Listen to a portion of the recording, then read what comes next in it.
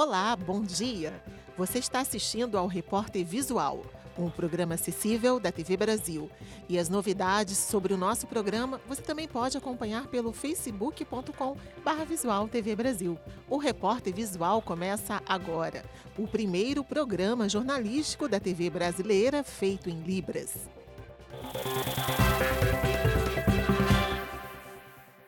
O desaparecimento das abelhas é uma preocupação mundial. A falta delas impacta e muito na economia e na produção de muitos alimentos. Por isso, pesquisadores da Universidade Federal de Viçosa, na Zona da Mata, em Minas Gerais, estão empenhados em descobrir o que tem provocado o sumiço delas. O estudo feito por eles já foi inclusive premiado no exterior. As abelhas estão morrendo. Segundo dados da agência pública e da ONG Repórter Brasil, entre dezembro de 2018 e fevereiro de 2019, quase meio bilhão de abelhas foram encontradas mortas em 4 estados brasileiros. Notícia que preocupa muito quem depende da atividade delas, como é o caso do seu Geraldo. Há quase 30 anos, ele veste um macacão para colher o mel que ajuda na renda familiar. Afeta todos os apicultores. E com isso, com o desaparecimento das abelhas, vai afetar a população toda. Vai diminuir a produção de alimento, porque a abelha ela faz a polinização e com isso aumenta a produção dos alimentos. Então vai prejudicar todo mundo, não é só o apicultor. O temor do Geraldo não é exagerado. Segundo a Organização das Nações Unidas, 75% dos cultivos destinados à alimentação humana no mundo dependem da atividade das abelhas. E os obstáculos que ameaçam a polinização estão além dos campos agrícolas e prejudicam o equilíbrio do ambiente em que vivem esses insetos. Diversas pesquisas já comprovaram que as abelhas sofrem com a ação de agentes estressores, como o uso de agrotóxicos nas grandes plantações. Isso interfere nas funções de voo e localização desses insetos, o que atrapalha muito o trabalho de polinização que é tão importante. Mas recentemente, pesquisadores da Universidade Federal de Viçosa e da Universidade de Southampton, na Inglaterra, descobriram que as abelhas podem estar sofrendo com outro tipo de problema. As ondas eletromagnéticas propagadas pelas redes de telecomunicações também podem estar atrapalhando o trabalho das abelhas. Em experimentos em laboratório realizados na Inglaterra e no Brasil, cientistas expuseram as abelhas a ondas de radiação eletromagnética e a inseticidas. O objetivo foi comparar os efeitos danosos que esses agentes estressores causam nos insetos. Os pesquisadores ainda estão tentando detectar com mais precisão quais os impactos disso na vida das abelhas, mas já chegaram a algumas conclusões. As abelhas, elas têm mecanismos muito eficientes para navegarem, ou seja, para se posicionarem geograficamente, encontrarem a colônia e encontrarem os recursos alimentares. Muito provavelmente, elas, conforme a nossa pesquisa indica, muito provavelmente elas vão ser seriamente prejudicadas pela exposição a esses campos que só tendem a aumentar. Esses campos eletromagnéticos impactam na questão do sistema neurofisiológico. Ou seja, as células, os neurônios que estão ali responsáveis por armazenar aquela informação, aquela memória, né, de certa forma, são impactados por esses campos elétricos e a partir daí todos esses problemas de comportamento são evidenciados, né? Lembrando que quanto mais próximo ela estiver dessa rede de transmissão, mais intenso será esse campo eletromagnético, então mais severo será esse impacto. A descoberta dos pesquisadores foi premiada pela revista científica Scientific Reports do grupo Nature. A pesquisa foi um dos 100 artigos de ecologia mais lidos do mundo em 2018. O próximo passo é descobrir os impactos dessas ondas eletromagnéticas nos insetos em condições naturais. E levando em consideração a importância desses animais nas culturas de alimentos em todo o mundo, já se tem uma pista do que pode acontecer.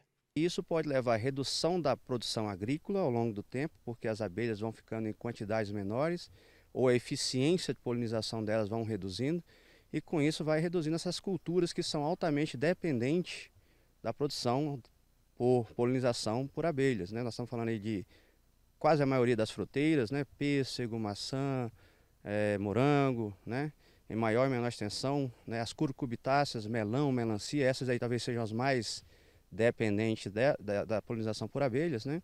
Se as abelhas diminuírem, tem uma redução na produção do mel, na quantidade de mel produzido, mas também tem um impacto na qualidade desse mel. Abelhas que sofrem consequências de agentes estressores como agrotóxicos ou mesmo como a gente está mostrando agora, campos eletromagnéticos, elas são abelhas que ficam com os ninhos mais fracos e consequentemente são mais suscetíveis a doenças. O tiro esportivo é uma das 3 modalidades estreantes nos Jogos Parapan-Americanos de Lima. Com a equipe completa, o Brasil vai forte na briga por medalhas. Concentração, técnica e muita prática. Esse é o tiro esportivo. A classificação funcional é feita de acordo com o equilíbrio, a mobilidade dos membros, a força muscular e o grau de funcionalidade do tronco dos atletas. O programa vai ser o programa completo paralímpico, as provas de pistola de P1 a P4 e as provas de carabina de R1 a R9. As provas elas são divididas em 3 distâncias, né? Em 3 tipos de estândios, de 10 metros, 25 metros e 50 metros. E lá no Parapan vão ter as 3 distâncias dentro de cada prova específica e os atletas vão estar participando em todas elas. Em cada uma das distâncias são utilizados um determinado tipo de arma e de munição. São 60 tiros em 1 hora, 60 minutos. Os 8 primeiros vão para a final. Aí, os 8 primeiros indo para a final, volta do 0. Aí, o 8º pode sair em primeiro. E aí, nos 8 na final, são 5 tiros, tudo comandado pelo juiz, e no ar deitado, no ar de pé. São 250 segundos e no ar deitado e na 22 deitados, 150 segundos. E isso são 2 séries de 5 tiros, depois tiro a tiro. No ar de pé 50 segundos, no ar deitado e 22 deitado 30 segundos por tiro. E aí cada 2 tiros elimina uma pessoa, até ficar o primeiro colocado. O Alexandre Galgani é um dos principais atletas do Brasil na modalidade e já está garantido no Parapan. Primeira vez que o tiro participa, a gente tem que fazer bonito, né?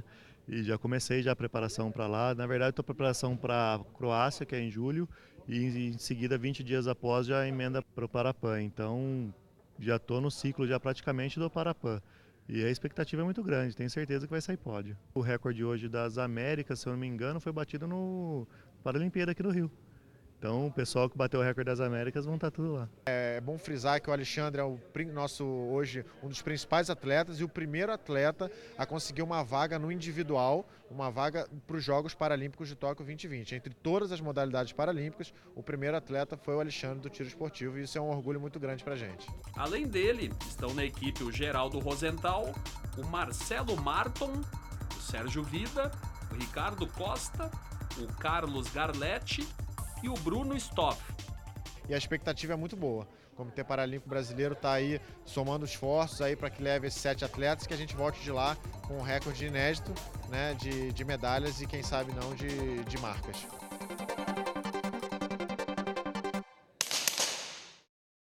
Cerca de 3% da população brasileira é totalmente cega ou tem baixa visão, o que traz reflexos nas tarefas do dia a dia. Em Brasília, uma maquiadora decidiu dar mais autonomia às mulheres que vivem essa situação, pelo menos na hora de cuidar da beleza. Fernanda nasceu com catarata congênita, uma má formação no cristalino dos olhos. Aos 18 anos de idade, a doença fez com que ela perdesse a maior parte da visão, o que não impediu que ela continuasse a gostar de cuidar da aparência. Eu sempre faço a minha própria maquiagem, né? E é muito bom. Você se sente independente, né? Você se sente capaz. É indescritível, porque é algo que te motiva, te trabalha a tua autoestima. Você estar bem com você mesma, né? É difícil imaginar que uma pessoa com deficiência visual consiga maquiar o próprio rosto, mas é possível. Este curso de automaquiagem voltado para pessoas cegas e com baixa visão mostra que não há limites para o aprendizado e a capacidade humana. O curso foi criado há 6 anos pela maquiadora Andréia. Ela atende de graça e ensina técnicas para que as alunas consigam se maquiar sozinhas, utilizando principalmente a sensibilidade dos dedos. Eu tive que treinar essa realidade, né? Treinar me automaquiar com venda nos olhos, sem olhar para o espelho. A cada curso eu aprendo uma coisa nova. Eu passo também a entender uma dificuldade diferente para elas, porque assim, tem objetos que pra gente que enxerga é tão normal você abrir, desenroscar, e para elas também tem essa questão de eu ter que apresentar um objeto novo para elas. O curso de automaquiagem para pessoas com deficiência visual é permanente e ocorre sempre que Andréia fecha uma turma com pelo menos 4 alunas. Fernanda já havia feito o curso, mas resolveu voltar. Você já acostumou a maquiagem básica, né? Então, se vem algo que é novo, então parte de você. Eu vou além ou eu permaneço no que eu já conheço. Então, a maquiagem é isso.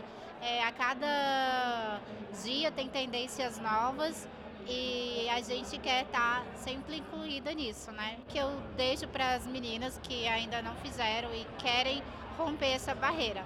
A gente consegue. E o Repórter Visual fica por aqui.